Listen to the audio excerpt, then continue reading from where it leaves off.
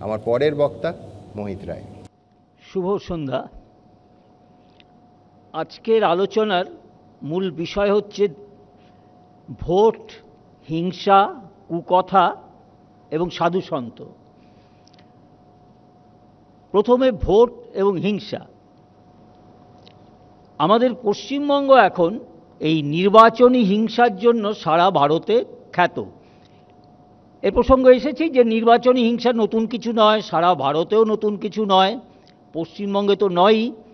কিন্তু সারা ভারতবর্ষে কিন্তু এখন নির্বাচনী হিংসা একেবারেই কমে এসেছে। বরং অন্যান্য জায়গা থেকে আমার ধারণা যে পর্যটন বিভাগেরা তারা নির্বাচনী হিংসা দেখাতে পশ্চিমবঙ্গে নিয়ে আসতে পারেন। পশ্চিমবঙ্গের এই হিংসার যে প্রসঙ্গটা হলো বামফ্রন্ট আমলে ছিল, তার আগে আমরা 1972-এর নির্বাচন দেখেছি সিদ্ধার্থ শঙ্কর রায়ের অধীনে, যখন কোনো নির্বাচনে হয়নি। তারপরে বিভিন্ন নির্বাচনী হিংসা হয়েছে। সাম্প্রতিককালে যদি বামফ্রন্ট আমলেও পঞ্চায়েত নির্বাচনে 2003-2008-এ 80 জন ও 45 জন নিহত হয়। ক্ষমতায় আসার পর তৃণমূলও এই হিংসার ধারাটাই বজায় রেখেছেন। 2023-এ 18-তে নির্বাচনে, পঞ্চায়েত নির্বাচনে নিহত হয়েছিলেন 75 জন, আর 2023-এ সেটা 60-এরও কিছু বেশি হয়েছে। কিন্তু বিষয়টা একটু অন্যরকম। আমি যখন আগের অর্থাৎ 70-এর দশক, 80-র দশকের যে নির্বাচনী হিংসা ছিল, রাজনৈতিক হিংসা, বিভিন্ন জায়গায় নামগুলো হয়েছে। কিন্তু গত এক দশকে যে নির্বাচনী হিংসা হচ্ছে তার ধরনটি সম্পূর্ণ আলাদা। যেমন ধরুন, কেন নির্বাচনী হিংসা? তার একটা কথা বলা হয় যে দারিদ্র, কিন্তু আমাদের মোটামুটি বিভিন্ন ধরনের দারিদ্র্যের সূচক বেরোয়। সেই সূচকে কিন্তু পশ্চিমবঙ্গের নিচে রয়েছে উড়িষ্যা, মধ্যপ্রদেশ, ছত্তিশগড়। সেখানে কিন্তু এখন নির্বাচনী হিংসা হয় না। এমনকি কুখ্যাত উত্তরপ্রদেশ, বিহারেও হয় না। পশ্চিমবঙ্গের নির্বাচনী হিংসা যদি দেখি 2023-এর পঞ্চায়েত, সেখানে যে 50 জন নিহত হয়েছিলেন তার মধ্যে 32 জন হচ্ছেন মুসলিম সম্প্রদায়ের, প্রায় 70% মুসলিম সম্প্রদায়ের। এবং যত বোমা বারুদ সব খুঁজে পাওয়া যায় সেগুলো যে জেলাগুলিতে, সেগুলো সব মুসলিম সম্প্রদায়ের যে জায়গাগুলো, সেইখানে দেখবেন। আমি কিন্তু এইগুলো সব তথ্য দিয়ে বলছি, আমার এই লেখাটা আনন্দবাজারেও প্রকাশিত হয়েছিল, কোথাও কিছু বানিয়ে বলছি না। হচ্ছে মুর্শিদাবাদ, দক্ষিণ 24 পরগনা, উত্তর দিনাজপুর, উত্তর 24 পরগনা, নদিয়া, সম্প্রতি শেখ শাহজাহান। সুতরাং হিংসার একটা চরিত্র পশ্চিমবঙ্গে পাল্টে গেছে, এবং এই হিংসার সামনে শুধু রাজনৈতিক কর্মীরা না, পশ্চিমবঙ্গের অস্তিত্ব আজকে প্রশ্নের মুখে এসে দাঁড়িয়েছে। এরপর আসি কুকথায়। কুকথা নিয়ে বিভিন্ন কথা হয়েছে। আমার মনে হয় যে কথা বলতে বলতে আমরা একটু এদিক ওদিক অনেকেই বলি, সেটাকে তখন এমন বাড়িয়ে টাড়িয়ে করা হয়। কিন্তু আজকের যে কুকথাটা নিয়ে হচ্ছে সেটা হচ্ছে সাধু সন্তদের প্রসঙ্গে কুকথা। কি ঘটেছিল? ঘটেছিল এই যে আমাদের মুখ্যমন্ত্রী নির্বাচনী সভায় গিয়ে বললেন যে ভারত সেবা সংঘের বেলডাঙ্গা আশ্রমের প্রধান স্বামী প্রদীপ্তানন্দ, বা যিনি কার্তিক মহারাজ বলে বেশি পরিচিত, তিনি তৃণমূলের বুথ এজেন্টদের বসতে দেননি। এমনকি এও বলেছেন যে তিনি সেখানকার সাম্প্রদায়িক দাঙ্গার জন্য দায়ী। এবং একই সঙ্গে তিনি বলেছেন যে রামকৃষ্ণ মিশন, ইসকন রাজনীতি করছেন। পরে বুঝলেন যে একটু বাড়াবাড়ি হয়ে গেছে। এরপরে তিনি কিন্তু কথাটা ফিরিয়ে নেননি। তার এখন আক্রমণের মূল হচ্ছেন কার্তিক মহারাজ, কিন্তু রামকৃষ্ণ মিশন, ইসকনকে তিনি ছাড়েননি। অর্থাৎ হিন্দু ধর্মীয় সমাজকে বলে দিলেন যে রাজনীতিতে নাক গলিও না। আর কার্তিক মহারাজের ব্যাপারটা তিনি আলাদা করে দেখছেন। এখন মুশকিল হচ্ছে যে আমাদের এই ভারতটা সৃষ্টি হয়েছে ধর্মের ভিত্তিতে।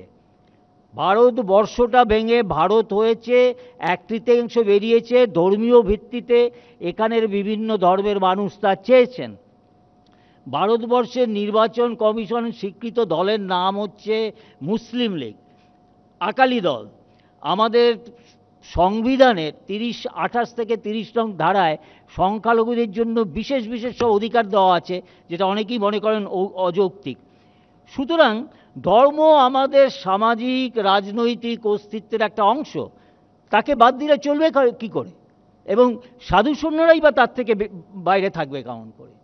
অথচ এই বাংলায় দেখুন, আজ থেকে 4 বছর আগের ঘটনা, 2019-এর 11ই ডিসেম্বর যখন নাগরিকত্ব আইন পাশ হলো সংসদে, সম্পূর্ণ গণতান্ত্রিক পদ্ধতিতে যে কেউ তার প্রতিবাদ করতে পারেন, কিন্তু তার দুদিন পর 13ই ডিসেম্বর জুম্মার নামাজের পর, মনে রাখবেন একেবারে আমাদের মনে করে দিয়েছে 1946-এর গ্রেট ক্যালকাটা কলিগের কথা, ঠিক জুম্মার নামাজের পর সারা পশ্চিমবঙ্গে শুরু হলো সহিংস প্রতিবাদ। আগুন জ্বালা হলো, ট্রেন ভেঙে দেওয়া হলো, এবং 3 দিন ধরে পশ্চিমবঙ্গ হলো পশ্চিম বাংলাদেশ।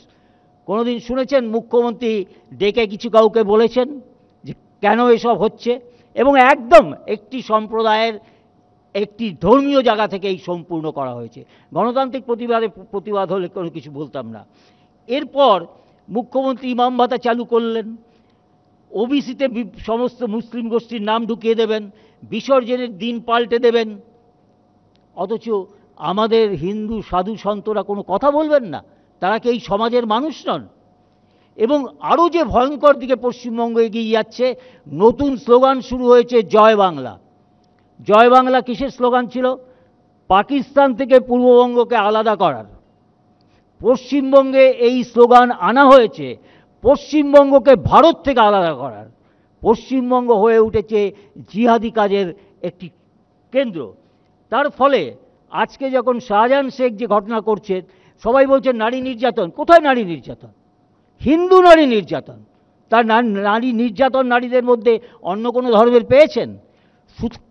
সুতরাং পশ্চিমবঙ্গের এই একটা পরিস্থিতিতে কোনো মানুষ কি চুপ করে থাকতে পারে? সাধু সন্তরা কি তার বাইরে থাকবেন? এবার কথা যাক, ধর্ম কাকে বলে? কিছু কথা আমরা শুনেছি, কিন্তু মনে রাখতে হবে ধর্ম আর রিলিজিয়ান এক নন। আমি একটু আগে শুনলাম কোন ধর্মকে শুরু করেছেন তার একটা তালিকা। ভারতবর্ষের সনাতন ধর্ম কোনো কেউ শুরু করেননি। যাকে আমরা আব্রাহামিক রিলিজিয়ান বলি, তাদের একজন প্রতিষ্ঠাতা থাকেন, তাদের একজন ঈশ্বর থাকেন, তাদের একটি গ্রন্থ থাকে, তাকেই মানতে হবে সব কিছু, এবং তার কথার এদিক ওদিক গেলে যে কোনো আঘাত করতে পারেন। কি আঘাত করতে পারেন? আমাদের এখানে দেখেছেন তসলিমা নাসরিনকে তাড়িয়ে দেওয়া হয়েছে, তার জন্য সম্পূর্ণ দায়িত্ব অবশ্য বামপন্থীদের, বা তিনি এখন মৃত্যুর শিয়রে দাঁড়িয়ে আছে, যে কোনো সময় কাউকে মেরে দিতে পারে। সালমান রুশদিকে দেখেছেন কবে কি লিখেছেন, আজ 50 বছর পরেও। আমরাও আজকে পশ্চিমবঙ্গে সেই রকম একটা অবস্থার মধ্যে রয়েছি। এবং তখন প্রশাসনের একজন প্রধান তিনি হুমকি দিচ্ছেন। আমরা ধর্ম অর্থে যেটা বলছিলাম, ধর্ম কি? ধর্ম যা ধারণ করে। মানুষের বিভিন্ন অস্তিত্ব আছে, মানুষের বিভিন্ন দায়িত্ব আছে। রাজধর্ম, ক্ষাত্র ধর্ম, গার্হস্থ্য ধর্ম, এগুলো আমরা ধারণ করি। এর মধ্যে কোনো একটি বই নেই, একটি কোনো গ্রন্থ নেই। আমাদের বৌদ্ধ ধর্ম, জৈন ধর্ম, যারা আমাদের ভারতীয় সনাতন ধর্মের অঙ্গ, সেখানে কোনো ঈশ্বর নেই, সেখানে কোনো স্বর্গ নেই, কিন্তু আমরা তাদের কোনো কিছু মনে করি না, তারা আলাদা কেউ। সুতরাং আমাদের রাজনীতিতে ধর্ম আনতে হবে, সনাতন ধর্মের কথা আনতে হবে। যে ধর্মের জন্য, যে সনাতন ধর্মের ঐতিহ্যের জন্য এই ভারতবর্ষে গণতন্ত্র এতদিন টিকে আছে। আমাদের তৃতীয় দুনিয়ার একটা দেশ দেখান তো যেখানে 70 বছর ধরে গণতন্ত্র চলছে, 25টা ভাষা চলছে। সুতরাং আমাদের রাজনীতিতে ধর্ম থাকবে, এবং এই ধর্মকে সঠিকভাবে চালনা করবার জন্য আমাদের সাধু সন্তদের দরকার।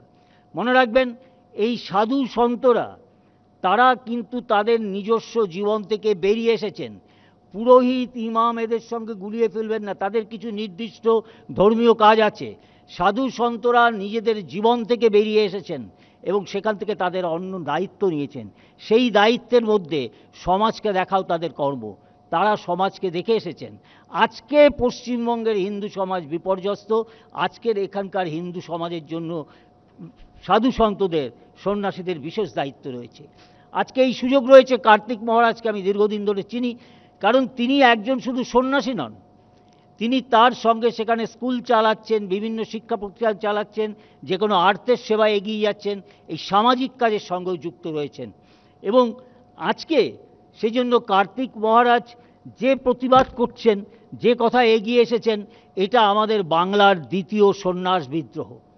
মনে রাখবেন, আমাদের ভারতীয় সনাতন ধর্মে কোনো ছুতমার্গের ব্যাপার নেই। আপনি যে কোনো কথা বলতে পারেন, কেউ আপনাকে কণ্ঠরোধ করবে না। এই দু তিন দিন আগে তৃণমূলের মমতা বন্দ্যোপাধ্যায় ছাড়া আরেক নেত্রী, তিনিও কিছু কথা বলেছেন মঞ্চে, এমন কিছু খারাপ কিছু বলেননি, তাতে সব ধর্মই ছিল, রামায়ণ মহাভারতের সঙ্গে কোরআনও ছিল, বা অন্য একটি ধরনের কোন দেশের দেবের অংশ, অন্য কোনো ধর্মের লোক বা কিছু মাথা ঘামাচ্ছে না। একটি বিশেষ ধর্মে সেখানে চেঁচামেচি শুরু হয়ে গেছে, সেখানে ফিরহাদ হাকিমকে ভিডিও করে বলতে হচ্ছে না এসব করো না। আমাদের ভারতীয় সনাতনী সংস্কৃতিতে এটা গ্রহণযোগ্য নয়। আমাদের ভারতীয় রাজনীতিতে আমরা সেই সনাতনী সংস্কৃতি ফিরে আসছি, তা না হলে পশ্চিমবঙ্গ হয়ে যাবে পশ্চিম বাংলাদেশ। আমাদের এখানে সেই যে খুনোখুনির রাজনীতি, শেখ শাহজাহানরা আজকে পশ্চিমবঙ্গ চালাবে। সুতরাং আমার মনে হয় যে সাধু সন্তদের হুমকি দিয়ে থামানো যাবে না। আমরা সাধু সন্তদের জানি, তারা নিশ্চয়ই এই দ্বিতীয় সন্ন্যাসী বিদ্রোহকে এগিয়ে নিয়ে যাবেন। ধন্যবাদ, শুভরাত্রি। মোহিতদাকে ধন্যবাদ।